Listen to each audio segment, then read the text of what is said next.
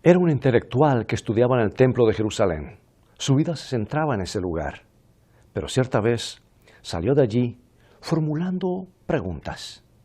Sin embargo, se aseguró de que le dieran las respuestas durante la noche. Pero nunca imaginó que las respuestas llegarían en lo que sería uno de los días más oscuros de la historia. La luz lo alumbró por fin, mientras transportaba un cadáver.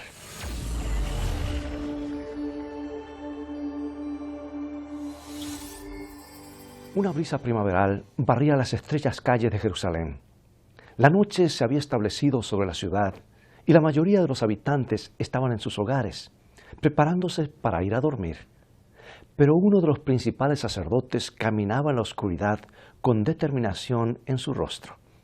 Se dirigía a un lugar en las laderas del Monte de los Olivos, el lugar donde Jesús de Nazaret solía apartarse para orar. Había luchado mucho internamente para llegar hasta ese punto. Este hombre era miembro del Sanedrín, la Corte Suprema de Justicia de los judíos. Su nombre, Nicodemo, significaba victoria sobre el pueblo. Ocupaba un cargo muy importante para su sociedad. Su entorno aristocrático y las creencias que sostenían sus pares le indicaban que no debía hacer esa visita. Al fin y al cabo, este Jesús había atacado su centro de poder, el templo sagrado en Jerusalén. Había expulsado violentamente a los mercaderes que proporcionaban los animales para los sacrificios, como si el templo fuera su propiedad. Todo el entorno de Nicodemo había llegado a ver que Jesús era un enemigo. Pero Nicodemo siempre se había apreciado de ser un hombre ecuánime, una persona racional. Entonces hizo algunas investigaciones. Escuchó a la gente que decía que Jesús había realizado milagros.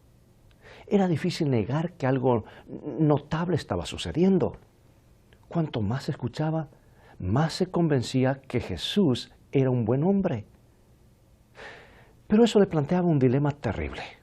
Como fariseo, Nicodemo siempre había creído que debía defender la integridad, la ley de Dios.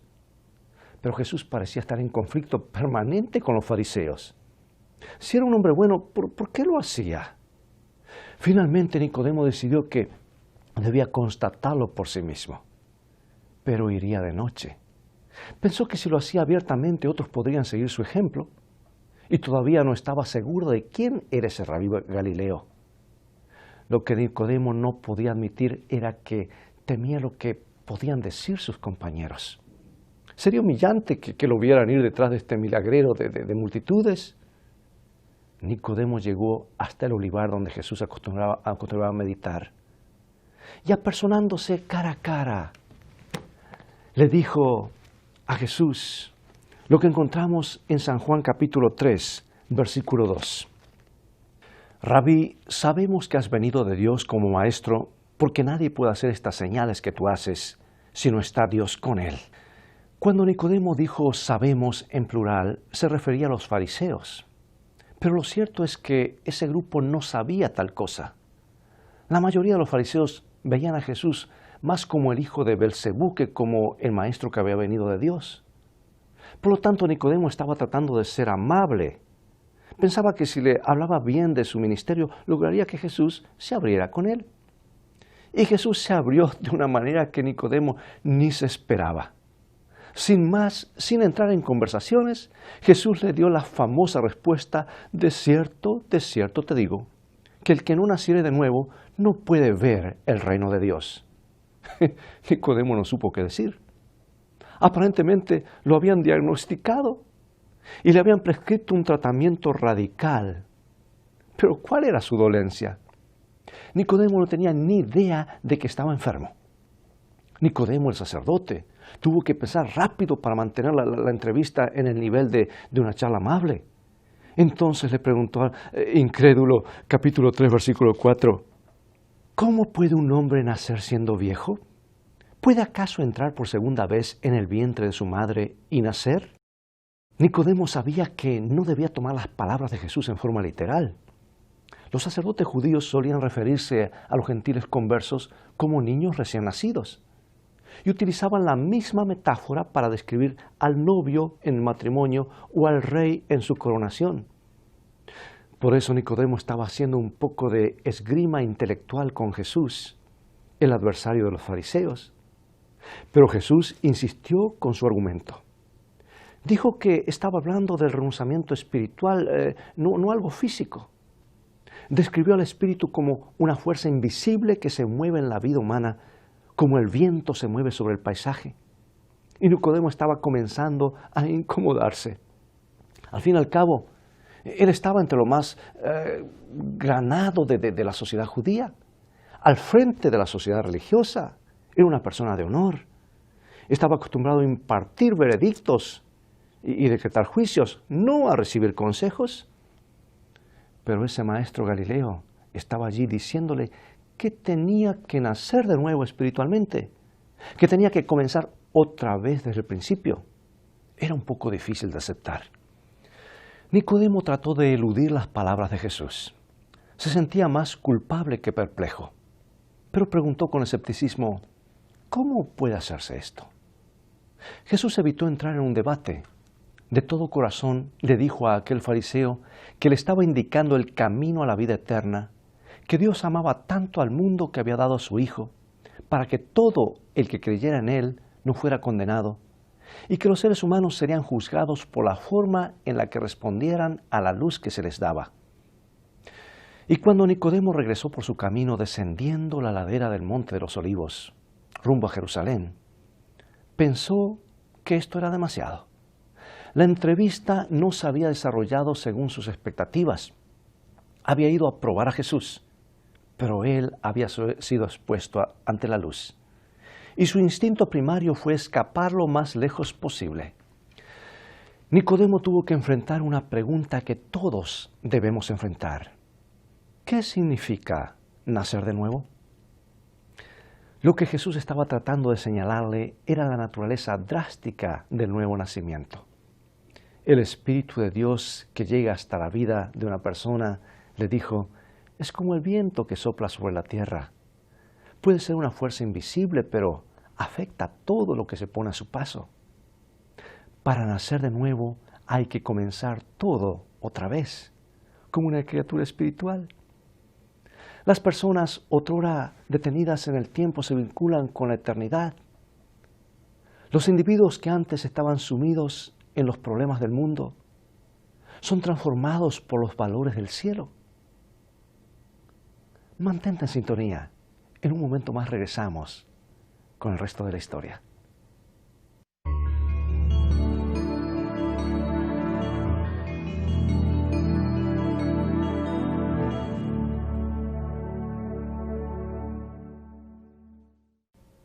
Regresando a la historia, permíteme darte otra analogía.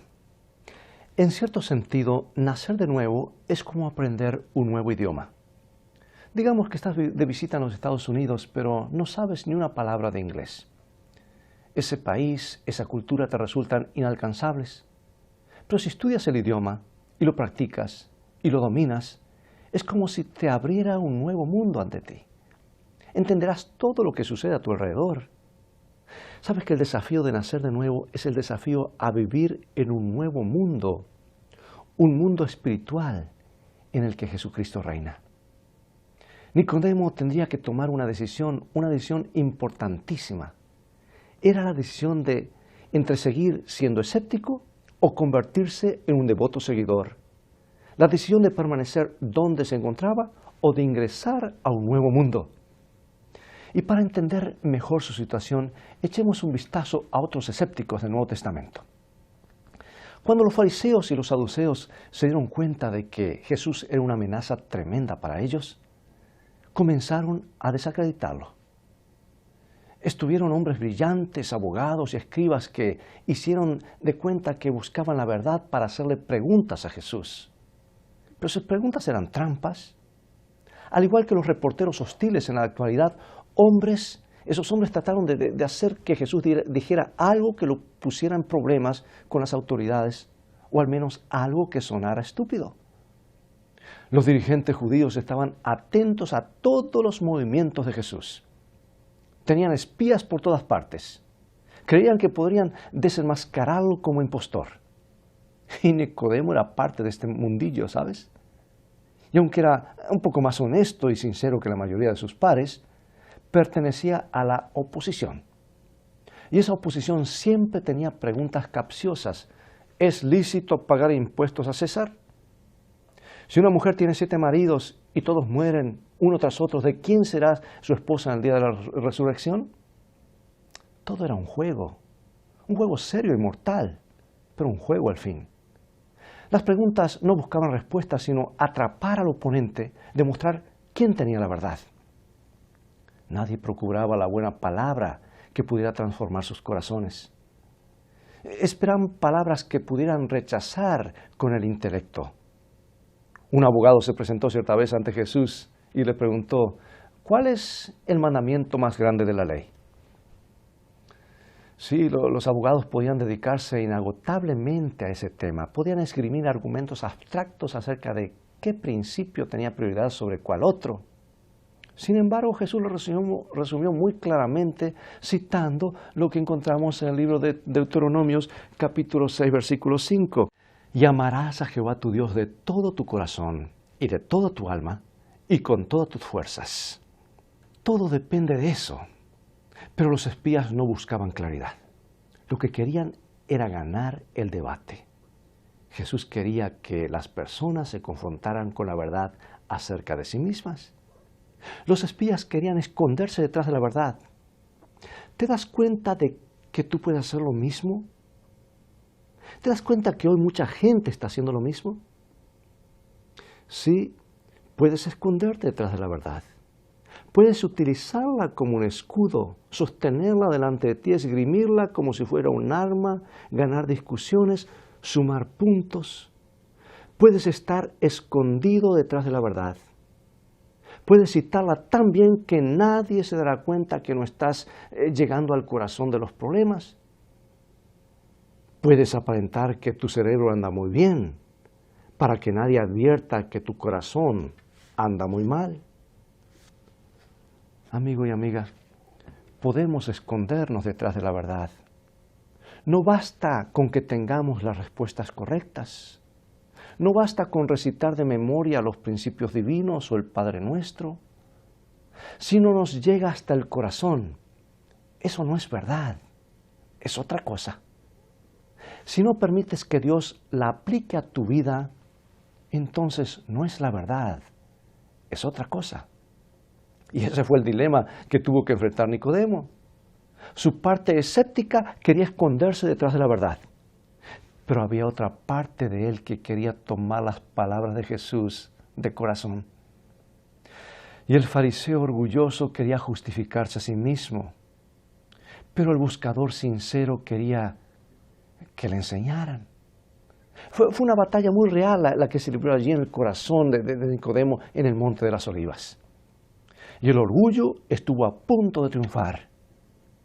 Nicodemo fue a hacer preguntas solo para escapar a la convicción. Se había pasado casi toda su vida intelectualizándolo todo. Y los viejos hábitos son difíciles de cambiar, ¿no es cierto? Lo sabemos por experiencia. Pero algo muy importante había sucedido a pesar de todo. Nicodemo había escuchado las palabras de Jesús cara a cara. Y no pudo hacer que esas palabras cayeran al vacío.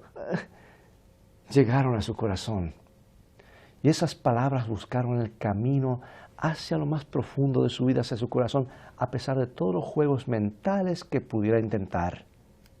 El escéptico se fue convirtiendo lentamente en un seguidor. Al menos comenzó a dar los pasos definidos en esa dirección. Podemos advertirlo en una sesión que se realizó en el Sanedrín. Se estaba interrogando a algunos oficiales que habían sido enviados a cuestionar a Jesús.